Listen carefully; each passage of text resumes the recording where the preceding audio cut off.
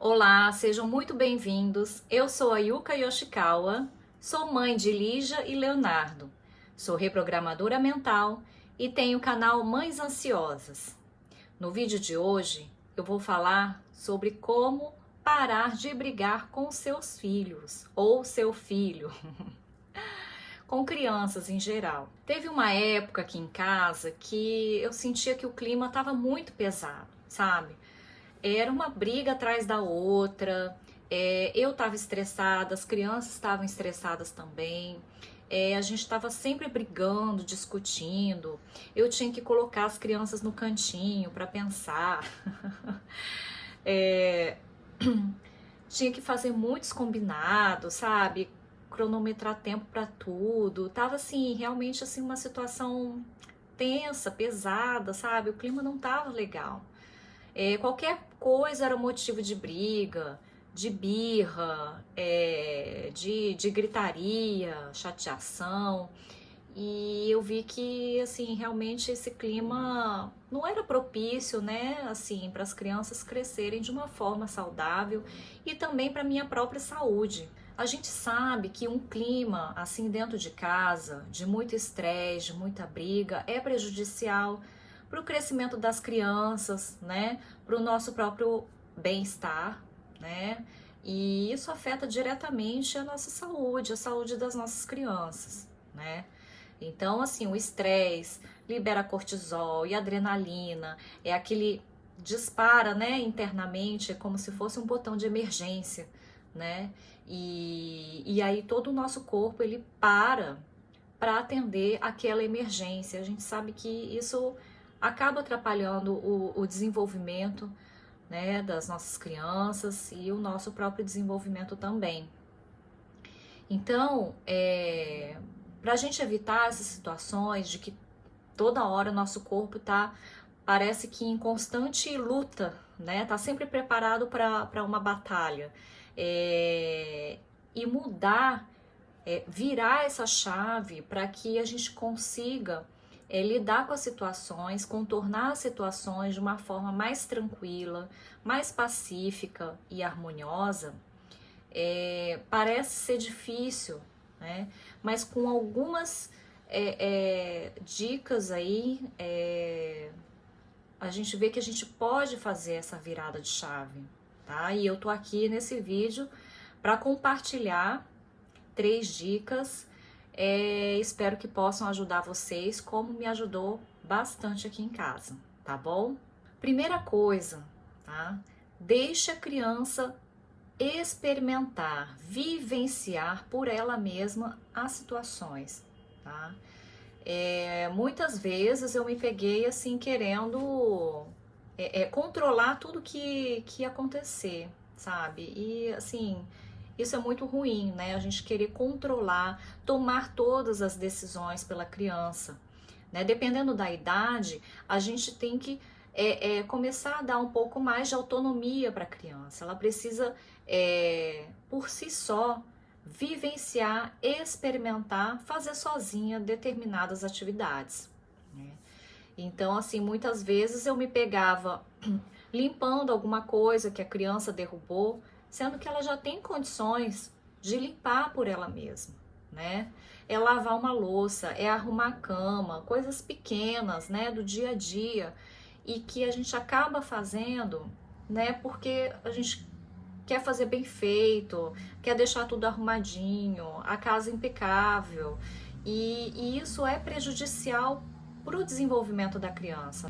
Ela precisa vivenciar, experimentar fazer, mesmo que várias vezes ela erre, né? Não faça do jeito que, claro, a gente faz, porque a gente levou anos, né? Fazendo, e hoje a gente faz as coisas com naturalidade e a gente não pode esperar o mesmo resultado de uma criança que está ali aprendendo.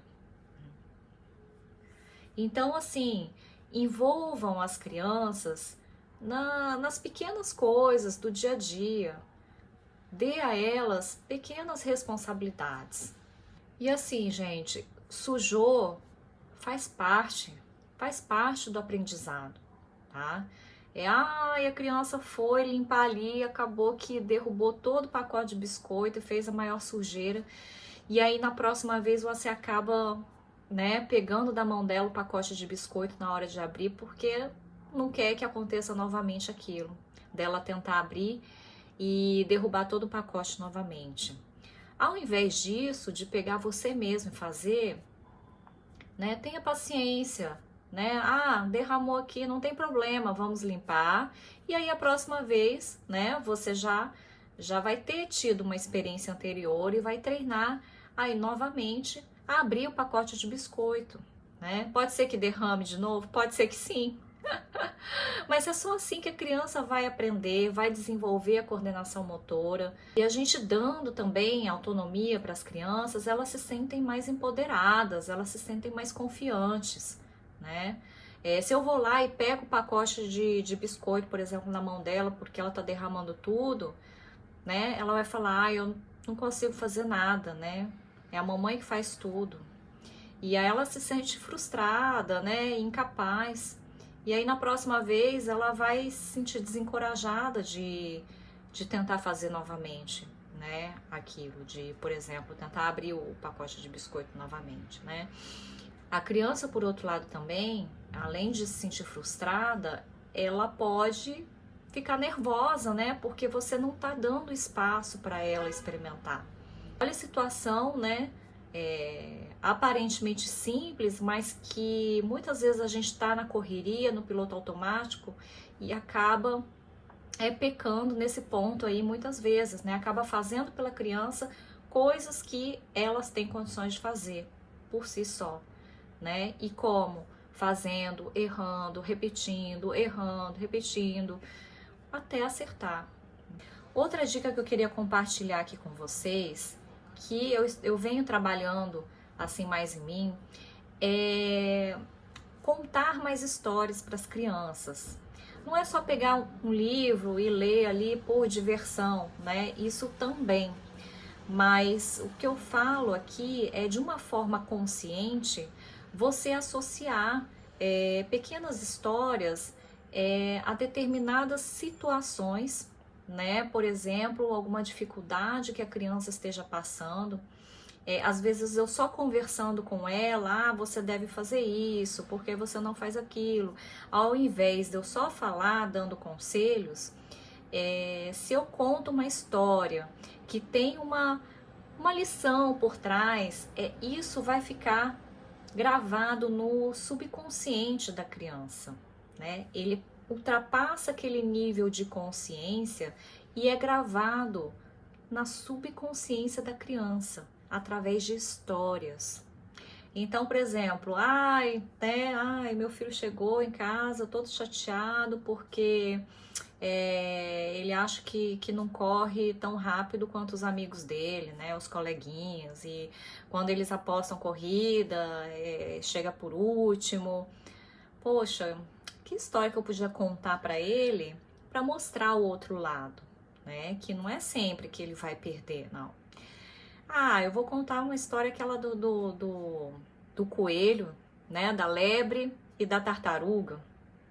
Que a tartaruga, ela anda mais devagar, mas, né, dependendo da esperteza, ela consegue chegar na frente sim. Não é toda situação que ela vai perder e vai chegar por último, não, né? São vários fatores ali envolvidos. Então, eu posso trazer uma história que tem aquele contexto da dificuldade que a criança relatou e no subconsciente fica gravado aquele recado, né, digamos assim, da história, a moral da história. Então, procure utilizar mais histórias, né, para contornar alguma situação, né? Você vai ver que isso fica mais gravado assim nas crianças do que simplesmente a gente ficar dando conselhos e só falando com ela, né? Conte histórias, envolva, né? De uma forma lúdica, para que a criança assimile, né? Aquela lição de moral, digamos assim, e fique no subconsciente dela, para que ela fique mais tranquila diante de situações similares. E a última dica que eu queria deixar aqui é: seja o exemplo, né? Então não adianta nada a gente falar e não fazer aquilo que a gente está falando. Como assim? As crianças, elas se espelham muito nos pais, né? Então o que o pai faz, a mãe faz, quando você vai ver a criança é um xerox, né? Tá ali fazendo a mesma coisa, falando as mesmas coisas que você tá falando também.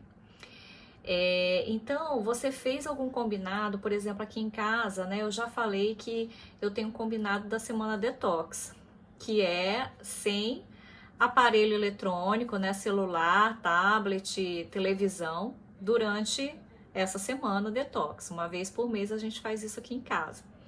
E aí pode ler livro, pode jogar jogo de tabuleiro, brincar de bola, de outras coisas, mas nada de eletrônico. E aí essa regra vale para mamãe e papai também. Então nessa semana, claro, né, a gente tem que resolver alguma coisa, celular, banco, coisa para pagar, tudo bem. Mas fora isso, a gente também não fica assistindo noticiário, né, assim, nada na televisão, e nem fica, né, toda hora ali no celular, né, só se é coisa que realmente, assim, é necessário.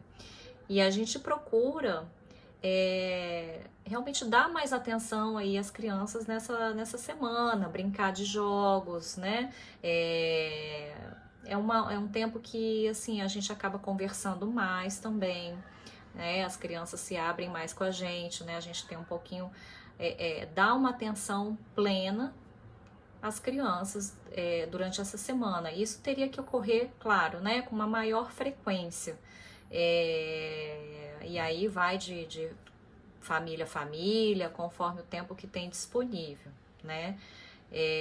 Hoje a gente realmente se dedica nessa semana uma atenção maior, né?